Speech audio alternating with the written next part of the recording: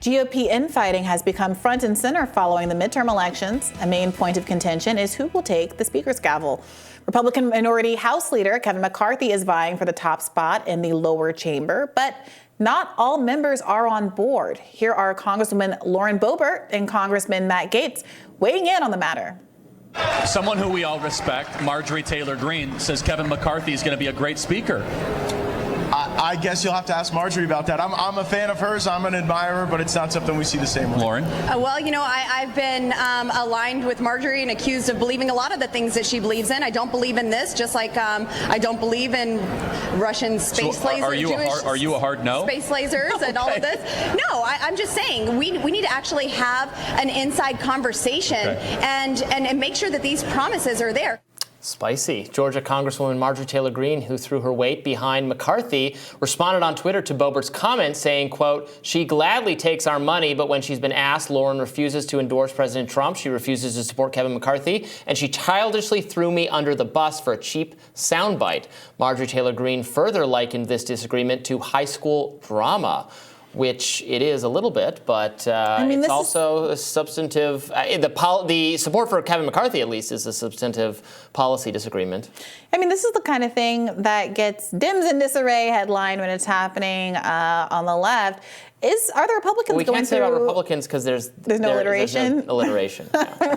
Republicans rearranging. We're trying. Whatever. But like, is this a legitimate? I mean, look, I think a lot of the Dems in disarray headlines are often silly. They're people who have substantive disagreements, blah, blah, blah. Is this similar? Do you think that this is being framed as sort of a cat fight by the media for all kinds of reasons? No, it's a legitimate disagreement. There is actual. There's a fight on the right about what the direction of the party should be, and they have actual. I mean, there's also a fight mostly about personnel. There are people who still very much want Donald Trump to be in charge of the Republican Party who don't want DeSantis coming along. You see them kind of sniping at DeSantis on Trump's behalf. And then there are some people, I think all these people, Gaetz, Boebert, maybe Boebert hasn't said Gaetz, but Gaetz and Marjorie Taylor Greene are both supportive of Trump and want Trump. I mean, Gaetz might also be supportive of DeSantis, I don't know. But they disagree about McCarthy. What's interesting about the McCarthy fight is I don't quite understand what their issue is with McCarthy, because when he talks, he sounds to be like a pretty uniting figure for these factions. He has not, unlike McConnell, who I at least understand why the more MAGA faction really dislikes McConnell. They don't like his spending choices in the last election. They don't like, and McConnell has signaled all-out unlimited support for unlimited spending on Ukraine. McCarthy has not done that. McCarthy has taken his members, like Marjorie Taylor Greene, seriously in saying that maybe there ought to be some limits and that we're getting sick and tired of this. It sounds like McCarthy has a good personal relationship with Marjorie Taylor Greene, which is an important reminder to always keep in mind how many of these things are personal, are based on friendship and alliances. So Marjorie Taylor Greene, Lauren Boebert, often thrown together, but are not the same person and have different relationships with Kevin McCarthy. Also, maybe it's not about a lot of substantive disagreements with Kevin McCarthy as a speaker. Maybe it's about the fact that they are simply holding out to make demands in a way that is perfectly reasonable for a Congress member to want to use their leverage. And I got to say, we recently interviewed Utah Representative Blake Moore, who was speaking, very casually and openly about there being a competition for the speakership that was kind of healthy and normal, says these things happen. And he's right. Historically, these things have happened frequently. There are multiple rounds of voting to decide who's going to be Speaker of the House. And I got to tell you, as a leftist, it is so refreshing to hear because, as Blake Moore pointed out, 2 years ago, there was nothing of the sort. You couldn't get a peep. There wasn't a single Democrat in the House who was willing to withhold their vote for Nancy Pelosi, even though there was a legitimately substantive upswell of support for that idea among the actual Democratic voter base, especially the leftist voter base. Nancy Pelosi, a historically unpopular figure, it didn't matter. Nobody was willing to go toe-to-toe with her. And even if not to displace her, to get basic concessions in terms of committee appointments, votes on various bills, and the like.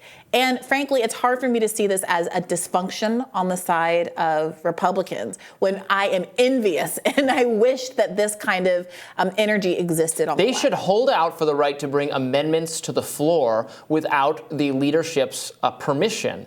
That is something that used to happen that never happens anymore.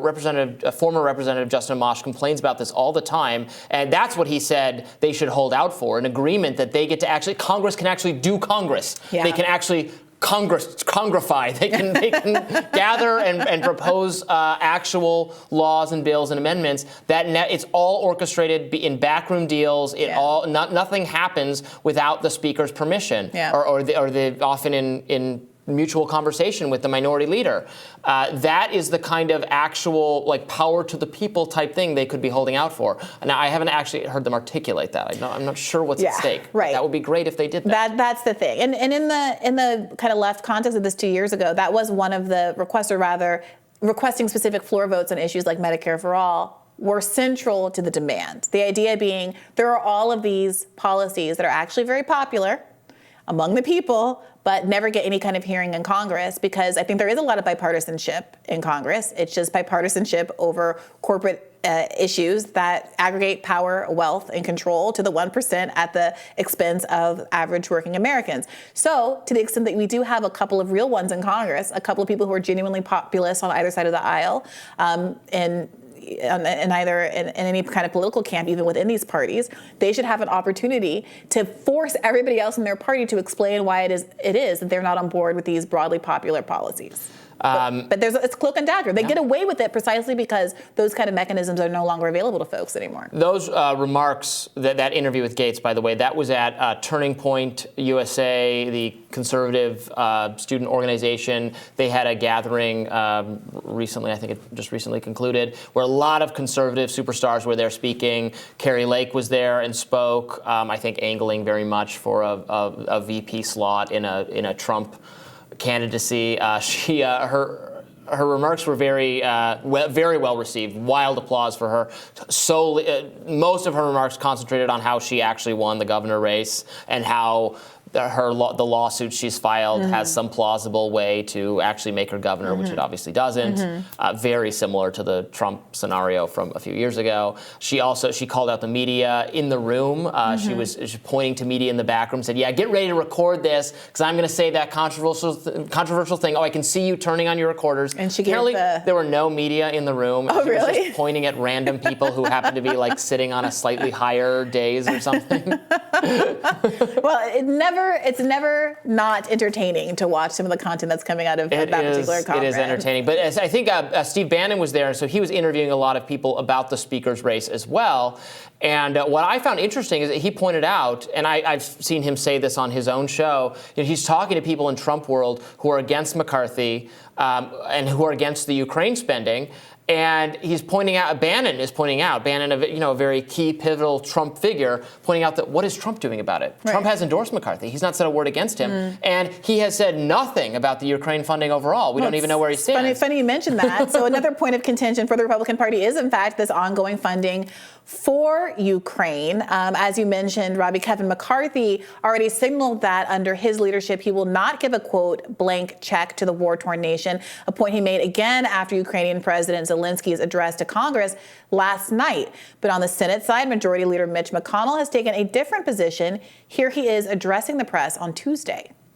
Making sure the Defense Department can deal with the major threats coming from Russia and China,